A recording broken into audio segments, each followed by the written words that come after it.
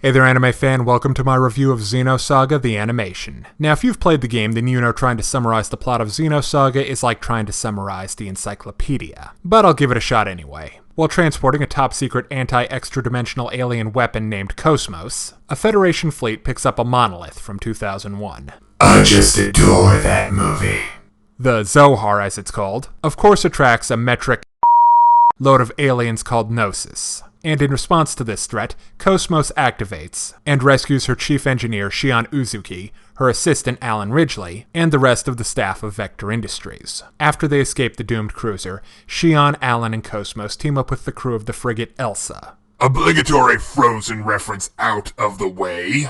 And a cyborg mercenary named Ziggurat 8, Ziggy for short, his pink puffball pal Momo, and Chaos, who should just tape a sign to his back that says, "I am basically a Archangel." The Elsa is doing a job for a cat named Guinan Jr. Think a cross between Richie Rich and General Patent. This unlikely group of heroes is drawn into a massive conspiracy surrounding the alien Gnosis, the monolith-like Zohar, and a shady military incident on the planet's second Miltia. Honestly, I don't think the operating instructions for the Black Mesa reactor are as complicated as the plot to Xenosaga. Let's look at the characters, starting with my favorite, Cosmos. Oh, I could go on, but let's just say she's awesome. Great look, great voice, killer moves, etc. Everything about this battle android is optimized for maximum bad attitude. Next we have Shion. She's the leader, I guess. She's smart and nice with a lot of care for the various freaks of science created by her bosses at Vector Industries. But she's got like major abandonment issues. I guess because people she knows keep dying around her.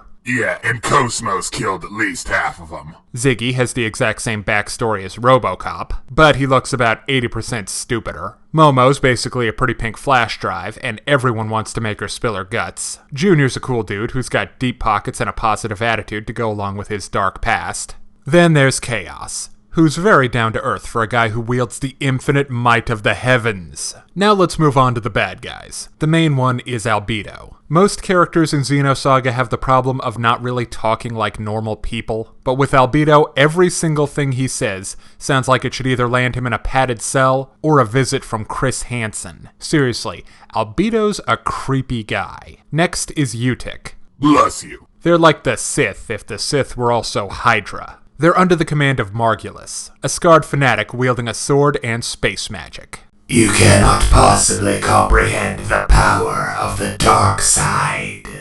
His number 2 is Pellegrini, and she's a shockingly nice person for such a high-level operative in an evil organization. It's like she keeps forgetting she's supposed to be the bad guy. Now, he's not technically a villain, but the seemingly immortal head of the Vector Corporation named Wilhelm, who books it around the cosmos in a Death Star-style mobile base, armed with a superweapon dubstep cannon and a gang of space Nazgul called the Testament, might be up to something. Just saying. The supporting cast for Xenosaga the animation is fun, memorable, and gigantic. Art-wise, Xenosaga is very distinctive. That don't mean it's always good.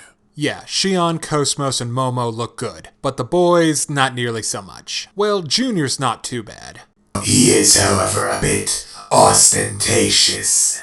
But Chaos. Seriously, guy? Shorts on the outside of your pants? Seriously? And then there's Ziggy. Every game, everybody got a new costume, but the guy who most needed a wardrobe change never got one. Lame. Design-wise, everybody else is kinda hit or miss, like the military commandos in Hammer Pants, or an MP with the dumbest-looking pigtails ever. But this is a mech anime, so how do the mechs look? Mostly pretty cool. There's a lot of variety. Chaos tools around in a big tanky-looking thing. The standard soldier robots are very simple and utilitarian. Junior's bright red robot looks like he got it on loan from Tony Stark, and Pellegri's mech is dark and sinister. There's even a big Evangelion-looking final boss. The animation in Xenosaga is a little bit dodgy. The fight scenes look cool, especially when Cosmos busts out her kung fu. But you'll notice how often characters just sorta stop moving when they're talking, and exploded ships and robots just sorta disappear. Finally, the Gnosis are distinctly alien-looking, but I really don't find them very cool. I guess I've just never cared for them. The cast does a pretty good job. I dig Cosmos' voice, very cool and emotionless. Shion also does a good job. Her dialogue is as unnatural as everybody's, but somehow she pulls it off. Albedo, though, is the worst. Every single line just sounds bizarre. Although on the other hand, he's clearly cuckoo for Cocoa Puffs, so I guess that makes sense. The anime has some nice music too, especially at the opening. Now for the plot.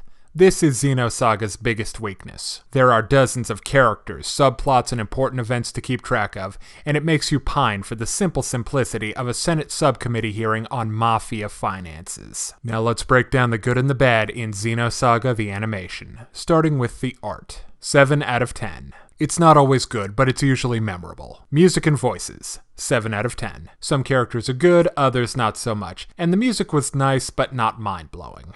Characters. 9 out of 10. Gosh darn it, I love this crazy bunch of kids. Story. 5 out of 10. There's an entertaining tale in there somewhere, but boy, you got to dig for it. Intangibles. 9 out of 10. As an adaptation of Xenosaga the game, Xenosaga the animation is aces in my book. They get all the little details just right. So overall, I give Xenosaga the animation a 7 out of 10. It's an entertaining mech anime and a must-see for fans. If you're interested in more reviews of movies, TV shows, comic books, or video games, check out my channel on YouTube at StupidPrivate913. And be sure and check out my Facebook page for updates about future videos and other stuff. And more. Thanks for watching. For more games, anime, manga, electronics, and stuff, visit the Games blog. Hey kids, today's show is brought to you by the letter 4 and the number potato! I'm a stupid private.